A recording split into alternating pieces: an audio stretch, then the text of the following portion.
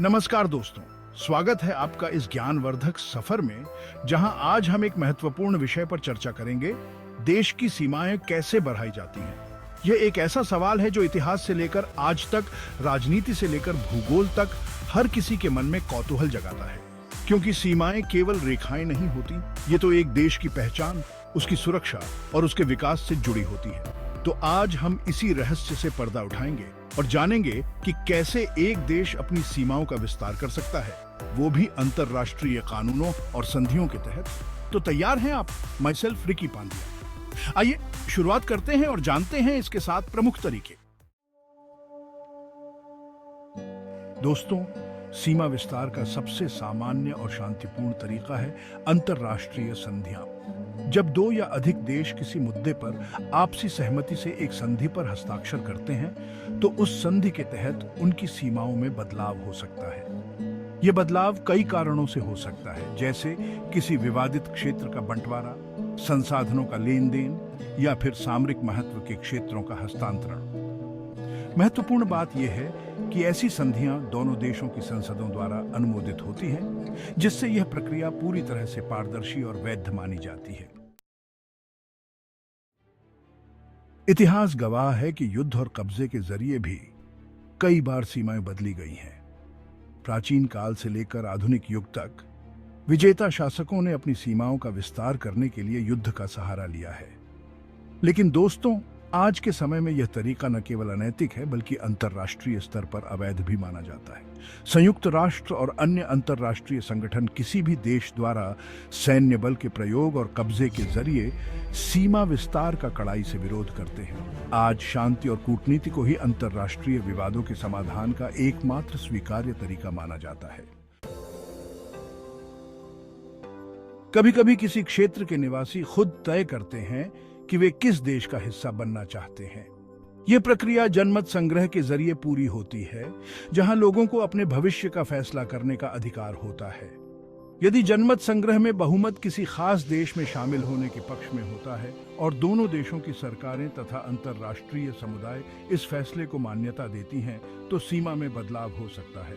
यह तरीका लोकतांत्रिक मूल्यों पर आधारित है और लोगों की इच्छा का सम्मान करता है। चैप्टर 4, स्वायत्तता का दावा।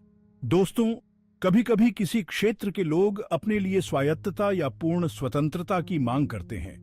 यह मांग भाषा, संस्कृति या राजनीतिक विचारधारा के आधार पर हो सकती है। यदि यह मांग शांतिपूर्ण तरीके से और दोनों पक्षों की सहमति से मान ली जाती है, तो उस क्षेत्र को स्वायत्तता मिल सकती है, या फिर वह एक नए देश के रूप में स्थापित हो सकता है।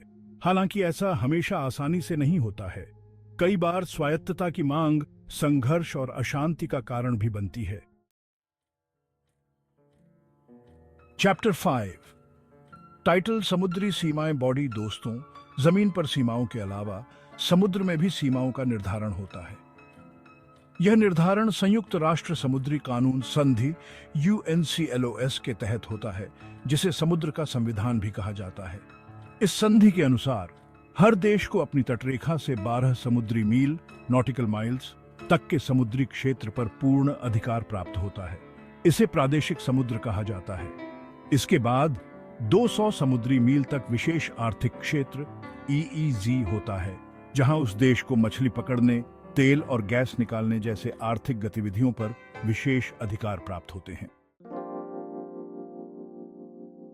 चैप्टर 6, टाइटल कूटनीतिक और कानूनी उपाय बॉडी। दोस्तों, जैसा कि हम जानते हैं, सीमा विवाद अंतर्राष्ट्रीय संबंधों का एक जटिल पहलू होते हैं।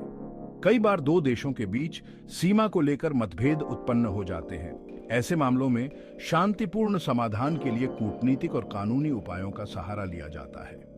दोनों देशों के प्रतिनिधि आपस में बैठकर चर्चा करते हैं और समझौते की कोशिश करते हैं।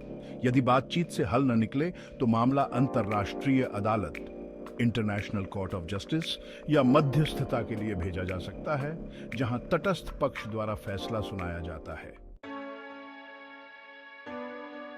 चैप्टर 7, टाइटल अंतर्राष्ट्रीय संगठनों की भूमिका बॉडी। दोस्तों, सीमा विवादों को सुलझाने और शांति बनाए रखने में अंतर्राष्ट्रीय संगठन महत्वपूर्ण भूमिका निभाते हैं। संयुक्त राष्ट्र सबसे प्रमुख संगठन है जो देशों के बीच तनाव को कम करने और शांतिपूर्ण समाधान निकालने का प्रयास करता है।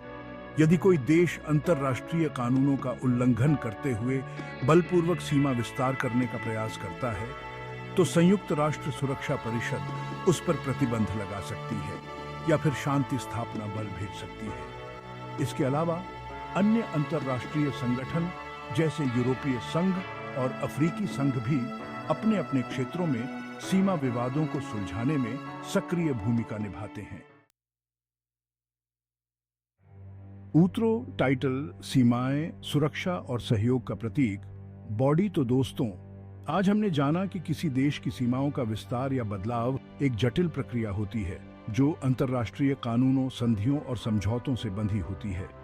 आज के समय में सैन्य कब्जा और बलपूर्वक सीमा विस्तार अवैध माना जाता है और अंतर्राष्ट्रीय समुदाय द्वारा इसकी निंदा की जाती है।